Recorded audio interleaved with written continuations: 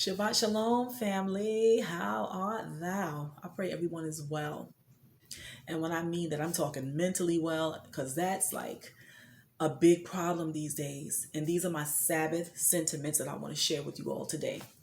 Mental health is so important because your brain is a function, is where every part of your body gets its functioning from. My brain is telling me to move my hands, blink my eyes, speak. The brain is like the epitome of the body, right? It's how we connect with the Father as well. And so when you're messed up mentally, ooh, that's a dark place. And a lot of people are taking their lives. And I remember the first suicide I remember reading in the Bible was Judas's, right? Judas committed suicide. Why did he do that? He did something awful to his friend, his close friend, the Messiah, who loved him dearly. He did something awful to him for some coins. Everybody talking about these coins, right? These coins these days, how important that is. And the love of money is the root of all evil. Loving it more than we love one another is the root of all evil.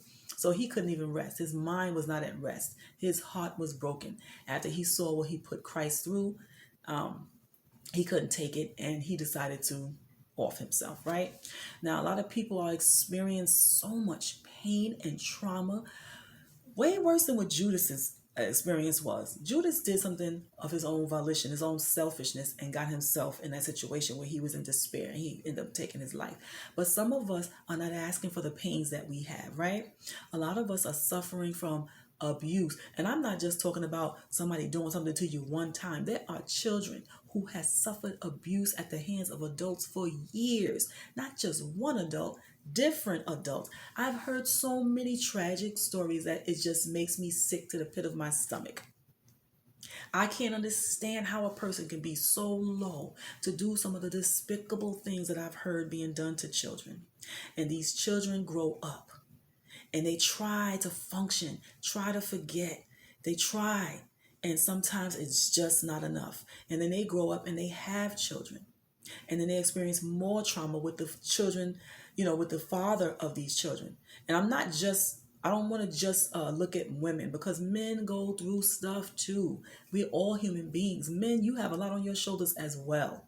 So we are all in this world experiencing all these traumatic situations. Men are being abused as well. Little boys are being abused. And people are trying to cope. And sometimes you cope in the wrong ways. Sex all over the place. You're drinking, you're getting high. Girls are cutting themselves. I don't know if boys are doing it. I know a lot of young ladies are cutting themselves. People doing self-mutilating things. And then after a while, if you don't heal, if you don't cry out to the Lord and allow him to help you, or seek someone whom you can trust, who can lead you to the Lord to get your healing, because that's where healing is, right? If we don't do that, and things just keep getting worse, you keep making poor choices, and it's compounding your pain and your hurt, and then you get to a point where you just say, my life is not worth it, and you take your life. So is suicide a selfish act? And that's a question. It's kind of hard to answer. Myself personally, I can't answer that question. I do know what it feels like to be in despair. I remember wanting to die myself. I'm not going to get into the why right now. I'll maybe share that in another video. But I remember being in a place where waking up was painful. Realizing I'm alive and I'm dealing with a certain circumstance that feels like it's going to be forever when it wasn't. Bless the Lord. Time does heal. That's a fact. Because at the time, you're feeling like you're never going to get to the end of this feeling. Like this is what it absorbs you. It's everything you do. You're thinking about the pain. You cannot function without feeling the hurt. And it's a horrible place to be in. Imagine someone experiencing that for their entire life. I experienced that in my early 20s, my very early 20s, right? So that was earlier on. Praise the Lord, I'm here today so I can see that as you live and you grow and you trust the Lord and you rest in him, you can get to a place of peace and joy and actually enjoy and like life. At that moment when I was suffering and hurting, I prayed and I asked God to take me out in my sleep. And I was not thinking about my daughters. I'm being honest with you. When your mind is in such a dark place and your heart is so torn up, all you want is relief, right? And release, rescue, something. And when you don't feel like it's coming fast enough, all you want is to stop feeling the pain. So I don't know if I should say it's selfish to commit suicide. I don't know if I would say that. And I'm sure you all have opinions because we always do. I'm bringing this up because I didn't like what I was hearing when I heard about the young lady who killed herself. She had children and she actually killed herself, right? I don't think she woke up that day and said, just feeling pain in her life and just decided at that moment, I'm just going to kill myself. I'm sure it was an ongoing fight and struggle with herself within. I don't know if she talked to anybody. And sometimes we don't even know what to do. I tell you the truth. I don't know what to do with somebody who says they want to commit suicide. I can talk to them. I can tell them the Lord loves you. I can tell them I love you. I want you here. But they don't want to hear that. When they're in such despair and they're in that dark place, I don't know if there's anything anyone can say to give them that rescue rope, to pull them out of that. And that's a scary place. So I don't want to say that people are selfish when they take their life. They're just not enjoying this world because they have experienced so much pain and hurt. They don't know where to go. They don't even know how to help themselves, you know? So I thank God for those who are educated in this area and are taught how to even converse and even bring dialogue forth about this thing with people who are feeling this way, because there are people who have been helped by talking to someone. And I do believe the Lord placed people in your path to save you. But what about the ones who didn't get any help and they actually took their lives? What about them? What happened? I'm really curious about it. And I don't think it's something to take lightly. And I don't feel that anybody has the right to say mean things about somebody who took their lives. Unless you know what it's like to be in such despair and such a dark place, you don't have the right to say that that person was selfish. Oh, she was a terrible mother. You don't even know that person, not an idea of what they have endured in their life. So I think it's so unfair for people to make their ridiculous comments about something that you don't know nothing about.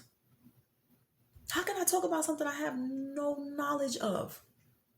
If your little life has always been great and felt fantastic and you've always been happy, bless the Most High God.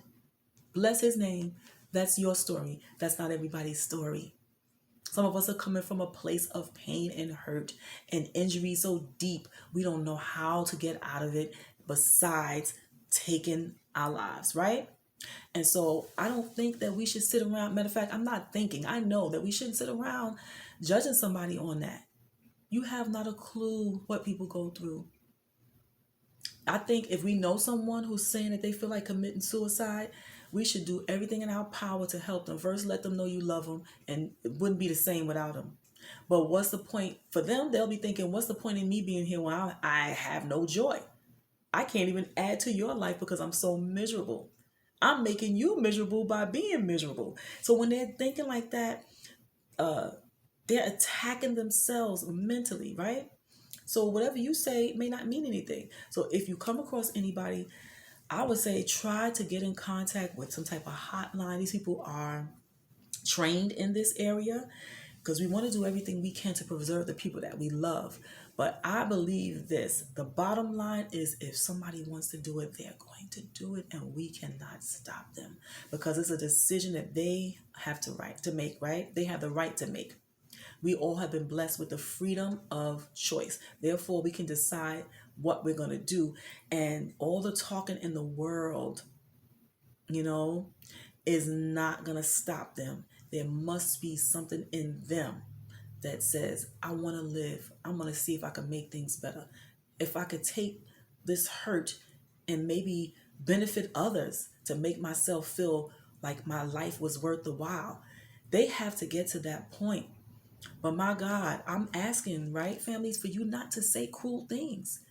And these people have families. When I saw this post, people saying all kinds of horrid things. People, this day and age with this computer, it's incredible. The worst things that I see happening, people applaud it. They like it. It's cool. But something like this lady has family. Y'all not thinking about how they might feel. This world is so wicked and cruel, and perhaps the persons who kill themselves dealt with people just like that, and they didn't want to deal with it anymore. Please think about what you do, what you say before you do it. Stop thinking that everybody thinks the way you do. Everybody's made of steel like you do. Some of us actually have soft, gushy hearts. Okay? And we feel a lot of things that are going on. We feel the pain of life. Everybody's not a stone or just so happy that nothing bothers them. That's a wonderful place to be. I'm kind of there now. But once upon a time, I wasn't. And so that's why I'm saying don't be so quick to get on there and type up something horrible because you feel like that's a shame. What about those kids? Maybe she felt like she was better, those kids were better off without her because she had nothing to offer them if she could not find joy in life. Maybe she felt like she wasn't worthy of the children. You don't know what her experience was. Only the Most High God knows. So I just wanted to put that out there today because we comment about some of everything. We think we have the right to say whatever comes to mind, just like a child with a knee-jerk reaction. Let me just respond, bam, without even thinking, without being loving, having no love in your heart, just cruelty. Just say whatever you want. It doesn't matter what anybody else thinks. It matters what I think. So I'm going to just share my opinion, whether it's wanted or not. Lord have mercy. I pray for every soul who feels like giving up, that you find a light somewhere to shine in the darkness of your mind and your broken heart. That's my prayer for every person who feels on the verge of taking their lives. And if one of you who are watching this right now, I am praying for you. Like I said, that a light shines in your dark space to bring you out of that. May the Most High God bless you abundantly. May you see his purpose in bringing you here. And may you fight to get to a better place. Because I'm telling you, although I didn't want to actually do anything to physically hurt myself, I know what it's like to be in so much pain that you just don't want to continue. But if you give yourself a chance, you can get to a place of peace and joy. I'm there at 54. And when I felt that way, I was in my early 20s. And so I'm suggesting to you that you do everything you can to maintain and fight. And if you all know